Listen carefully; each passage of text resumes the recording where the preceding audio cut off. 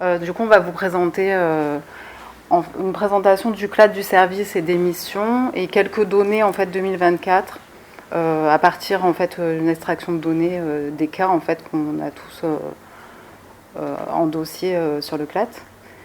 Donc le contexte, je vais y revenir du coup parce que l'ARS en a parlé. Donc on est des structures qui sont habilitées par l'ARS avec des missions définies par la loi. Donc je vais y revenir. Complémentaire d'autres intervenants, donc on travaille sans cesse en partenariat avec les institutions, les hôpitaux, les associations, et on a un rôle de prévention et de dépistage important. Donc on a une activité qui couvre tout le territoire des Bouches-du-Rhône, avec un centre principal sur Marseille, situé à Bougainville, qui est ouvert tous les jours, avec des consultations avec et sans rendez-vous, donc des médecins présents tous les jours. Et des antennes sur le département.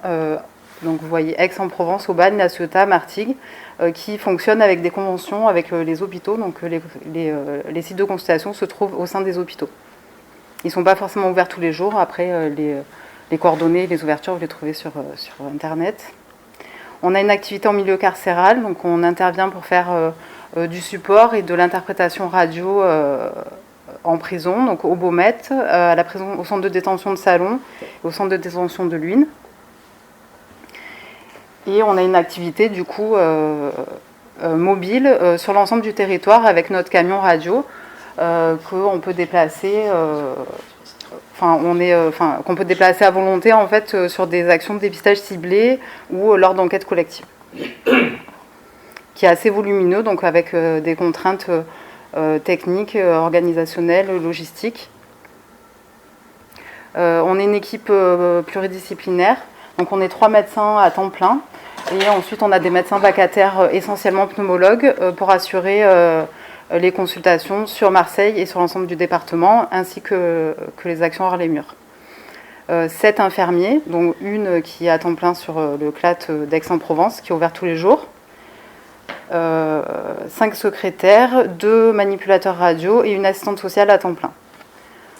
Donc tout ce personnel assure en fait l'ensemble des consultations et des missions sur le territoire des Bouches-du-Rhône.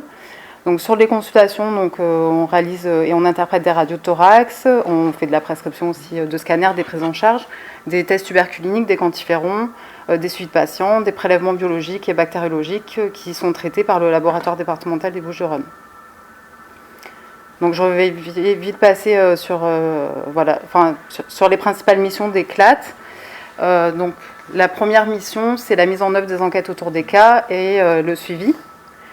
Avec en 2024 244 déclarations obligatoires au signalement qui concernaient un cas résidant dans le département des Bouches-du-Rhône, ce qui représente 165 cas de tuberculose maladie, donc avec 4 cas qui ont été infirmés au cours de l'année, et 75 cas d'infection tuberculose latente chez les moins de 18 ans.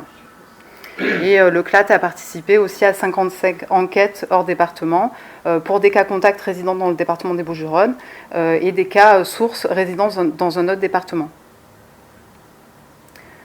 Donc les enquêtes, notre difficulté, une fois qu'on a identifié les personnes cas contacts dans les enquêtes, c'est de les sensibiliser et de les motiver à faire le dépistage. Donc on arrive à des chiffres... On a pu dépister 757 personnes, car le dépistage est recommandé, mais il n'est pas obligatoire. Donc c'est un peu la même chose pour les enquêtes, les enquêtes et dépistages ciblés hors les murs. C'est sur la base du volontariat et de l'implication en fait des structures et des personnels et des intervenants. Et on ne peut pas contraindre les personnes à se faire dépister. Donc suite à ces enquêtes, sont ressortis 13 cas de tuberculose maladie, donc secondaires, avec des cas contacts étroits principalement, même toi, familial ou amical, un en milieu professionnel et un en hébergement collectif. Donc ce sont les données 2024. Et 76 cas d'infection tuberculeuse récente latente, dépistées. Donc la deuxième mission principale du CLAT, c'est le suivi médical et la coordination par rapport aux cas de tuberculose maladie et aux cas d'infection tuberculeuse latente. Donc on assure le suivi, la coordination en lien avec les services des patients qui sont pris en charge à l'hôpital. Donc 140 patients ont été suivis en coordination avec le CLAT sur l'année 2024, donc pour les cas de tuberculose maladie. Et on assure gratuitement le suivi et la délivrance des traitements pour les personnes qui n'ont pas de droit, atteintes de tuberculose maladie ou d'infection latente. Donc 56 patients ont été suivis exclusivement par le CLAT en 2024, ce qui représente près d'un tiers des cas. Et on peut noter que 45 personnes n'avaient pas de droits sociaux lors du diagnostic.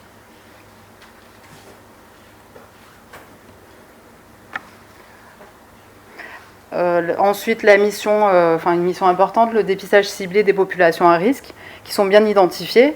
Donc les personnes migrantes, récentes principalement, les soignants, les personnes précaires sans domicile fixe et certaines collectivités, et dans le cadre de certaines pathologies. Donc ce qu'on dépiste principalement, c'est basé sur des recommandations, des guides de recommandations au comité de santé publique principalement.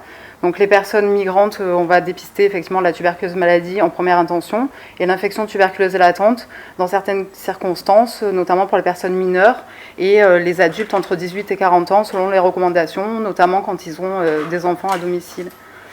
Ensuite, les soignants, pour tout ce qui est précarité, sans domicile, foyer d'hébergement, on dépiste uniquement la tuberculose maladie. Voilà, et tous ces dépistages ciblés, ce travail en fait, c'est un travail de réseau perpétuel en fait, en lien avec les acteurs sur le terrain, les structures d'hébergement, les partenaires qui vont faire aussi des actions hors les murs pour essayer de cibler au mieux les structures et les personnes à dépister. Et on réalise ça sur l'ensemble du territoire, soit en consultation, soit avec notre camion radio. Donc on a pu dépister en 2024 1013 personnes en action hors les murs, donc avec des interventions mobiles, principalement dans des structures d'accueil. Donc on a la plateforme Asile, des centres d'hébergement qui sont pour les personnes demandeuses d'asile, CADA, PRADA, les CHRS. Et on fait de plus en plus d'actions collectives partagées avec d'autres institutions ou partenaires pour essayer en fait d'avoir un volontariat plus important en fait de dépistage. Donc on intervient avec le CEGIL, le centre de vaccination, la PAS, des associations. Et en dépistage ciblé interne au CLAT au sein des consultations. Donc on a pu dépister 1762 personnes en 2024, ce qui représente 647 mineurs non accompagnés, qui sont assez nombreux en fait dans le flux de patients, chez qui on a retrouvé 11 tuberculoses maladies et 92 infections tuberculeuses latentes. 334 étudiants étrangers, chez qui on a retrouvé une tuberculose maladie et une infection tuberculeuse latente. 535 migrants récents aux demandeurs d'asile, 639 personnes détenues et 428 personnes précaires autres, foyers d'hébergement, forums, SDF, c'est pas des migrants récents. Chez qui on a retrouvé 4 tuberculoses maladies et 18 infections tuberculeuses latentes. On a une mission de réalisation de la vaccination BCG. Donc on assure gratuitement la vaccination BCG, suivant les recommandations et dans le respect du calendrier des vaccinations. Donc sur Marseille, Aix, Aubagne, Martigues. Et en 2024, on a réalisé 425 BCG, dont plus de la moitié chez des nourrissons de moins de 1 an. On fait également, on a des activités de prévention auprès des personnes prises en charge, notamment en aide au sevrage tabagique, et on participe au bilan de prévention rendez-vous santé des personnes primo-arrivantes. Et on fait de l'accompagnement aussi dans l'ouverture des droits et ensuite on oriente vers les structures appropriées en fonction. Donc on contribue en collaboration avec les ARS et Santé publique France à la surveillance de la tuberculose par la déclaration obligatoire des cas, à la documentation des cas de tuberculose maladie, et on participe à aider à renseigner les issues de traitement. Et la déclaration aussi des cas d'infection tuberculeuse latente des moins de 18 ans. Donc on a un rapport d'activité annuel à l'ARS. Ensuite, on a des actions d'information, de sensibilisation, de formation des professionnels, des partenaires et des patients, des actions individuelles et collectives. Donc nous avons diffusé et on va commencer un programme d'éducation thérapeutique du patient en janvier 2026 pour les patients atteints de tuberculose maladie, pris en charge sur le département, même s'ils ne sont pas suivis au CLAT. Donc c'est un programme qui est ouvert à tous les patients atteints de tuberculose maladie, qui se passera en première intention sur le CLAT Bougainville, avec des programmes... un programme qui va être transmis prochainement et des ateliers, dans l'idéal, si on peut collectif, sinon en sens individuel, sur la maladie, le traitement, l'accompagnement social, l'aspect un peu psychosocial et la vaccination. Voilà, on va vous présenter quelques données de 2024.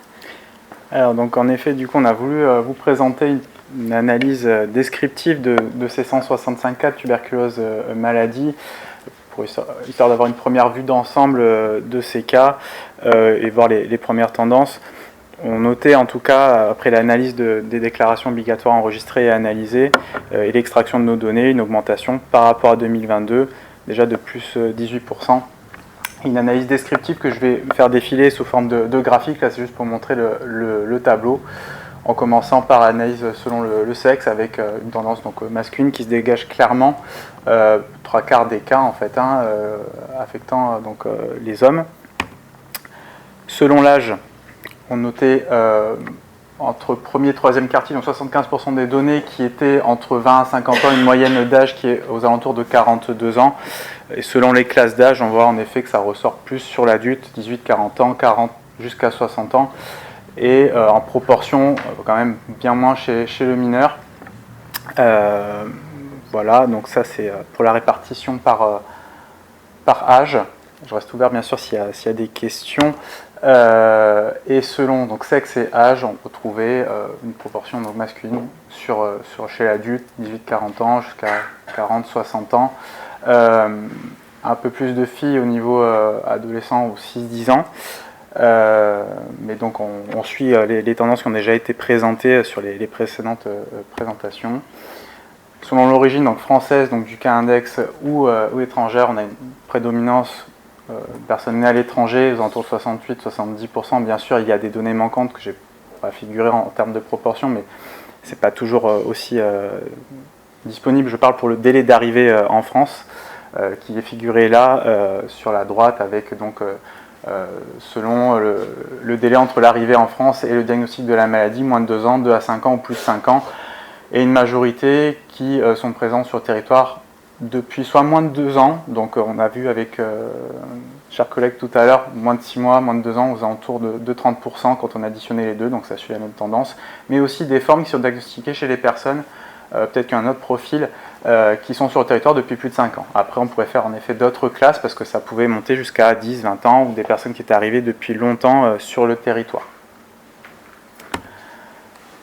Pour la forme clinique, prédominance de forme pulmonaire, donc aux environs de 60%. On a distingué les formes extrapulmonaires sans atteinte pulmonaire associée, aux alentours de un quart, 26%, et des formes double atteinte, donc pulmonaire et extrapulmonaire, un peu plus faible, 12%, et plutôt chez des personnes plus jeunes. Et selon un mode donc, de diagnostic, avant de revenir sur ces formes-là, mode de diagnostic plutôt chez l'adulte, donc recours aux soins directement en service donc à l'hôpital, urgence ou directement en service hospitalier après 18 ans, et autour de nos enquêtes ou via le dépistage pour des personnes donc de moins de 18 ans. Ça, c'était une différence quand même assez claire. On revient un petit peu à ces formes selon la forme clinique. Selon les bactériologies qui étaient disponibles à la fois sur nos comptes rendus d'hospitalisation, les déclarations obligatoires et les données que l'on peut récupérer, donc un nombre important quand même de D positifs pour les formes pulmonaires, un peu plus difficile à mettre en évidence pour les formes extrapulmonaires ou double atteinte plutôt chez l'enfant, où on va moins souvent à fibroscopie ou des examens invasifs, mais on rattrape quand même pas mal à la culture. On voit quand même un nombre de cultures positives qui remontent pour les formes extrapulmonaires. Alors après, là, j'ai pas fait la distinguo entre ganglionnaires, osseux, tout ça, mais c'est un peu tout confondu, quoi, pour montrer quand même qu'on a pas mal de cultures positives en proportion, malgré des ED qui sont négatives, donc examen direct, pardon.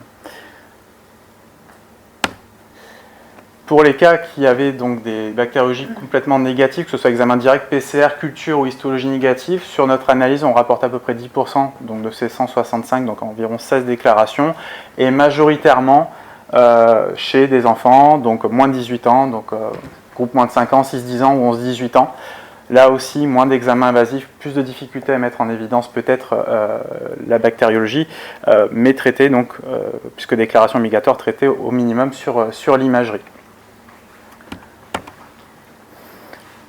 En fonction de la prise en charge du patient et selon aussi le code postal où réside le cas index. Donc pour les cas index, donc les personnes malades qui résidaient sur Marseille, sur les 165 heures, donc on piquait 91, et une prise en charge qui se fait quand même majoritairement sur la PHM. Alors c'est groupé, donc on a mis ensemble Timone, Nord et également IHU. IHU représentait 33, mais donc ça reste majoritaire. Et c'est fonction aussi de là où a été pris en charge initialement le patient. Donc après, c'est quand même majoritairement pour les patients qui sont sur Marseille via la PHM.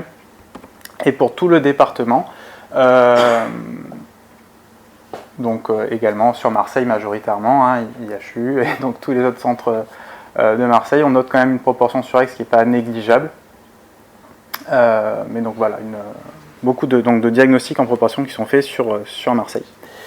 Sur les issues de traitement, donc on s'est basé quand même sur quand on recevait une issue de traitement et avec une date de fin de traitement. Donc bien sûr les données peuvent être un peu affinées parce qu'on ne récupère pas toujours une date précise, mais on sait que le patient a quand même plus ou moins terminé en fonction des échanges que l'on peut avoir, mais on a au moins 60%, une soixantaine de pourcents de traitement achevé et probablement un peu plus. Voilà, c'est pas toujours facile de savoir quand le patient a terminé son traitement avec une date exacte. Voilà un peu pour les premières tendances des cas de 2024 qu'on voulait vous présenter. Merci.